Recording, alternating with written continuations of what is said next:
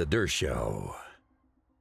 Everything should be revealed. There should be no secrets. I've said from day one, there should be no secrets, and I hope there are no secrets. My own view is that this case is nothing in comparison with some of the other big sex scandals that have been going on around the world. And we've had them in Paris, we've had them in Italy, we've had them in England, we've had many in the United States. This is probably a 3 on a scale of 10, and yet you look at the headlines all over the country, and it's as if it's the most important case there ever was. So, I don't get it. I don't get it. I guess the fact that it involves Trump is a very important element in it. And it also involves Bill Clinton, because we know Bill Clinton flew on his airplane. Bill Clinton acknowledged that. I've told you the story with me having dinner, my wife and I having dinner at Caroline Kennedy's house, and President Clinton was there, and he took a phone call, and the phone call was from Jeffrey Epstein. He then handed me the phone, and Epstein said hello to me and hung up, and that was the end of that. So probably the reason, that the case has so much endurance is because at least we know it involved two presidents, one current, one former. We know that he knew Bill Gates. We know that he knew Fidel Castro. He knew a great many prominent people, and that's probably why the story continues to have some legs. I mean, somebody someday should write actually a truthful, warts and all biography of Jeffrey Epstein from beginning to end, from his days in Coney Island to his high school. He never went to college, and how he got a job at a big Wall Street firm, and what happened after that, and then all of these instances, putting together all the evidence is now enough. There have been a few books written about it, but they've all been polemical.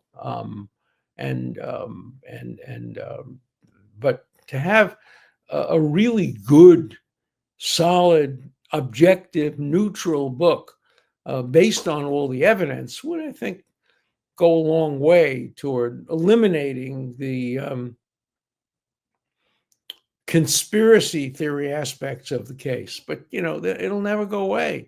The American public will never, ever be satisfied as to the circumstances of John Kennedy's death, probably never be satisfied with Robert Kennedy's death, and Malcolm X's death, Martin Luther King's death. These are all mysteries, and I have a connection to almost all of them. I mean, I was the one who told the Supreme Court justices that John Kennedy was assassinated.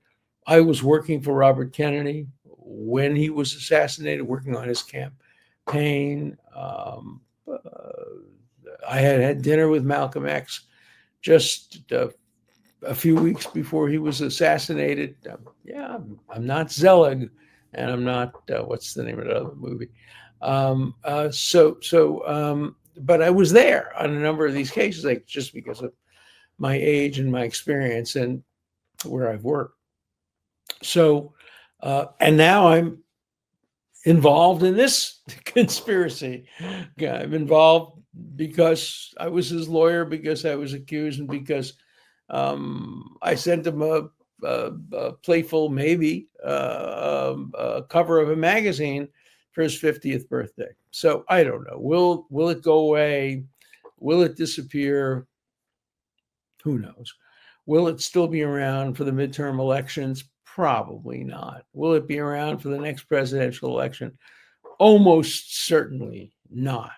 Will there still be surmises that maybe he worked for the Mossad, the way Tucker Carlson said? It's clear everybody in Washington knows he worked for the Mossad. No, nobody in Washington knows he worked for the Mossad, because he didn't. So let's see how long this story holds on. I will try my best. I hope there's a new news hook for tomorrow. I'd really, really like to talk about something other than that, but today was a relatively slow news day, and every newspaper you turn to, the first page, New York Times, Wall Street Journal, their leading headlines are Jeffrey Epstein. So it would seem odd for me to ignore it since I'm included in several of these stories.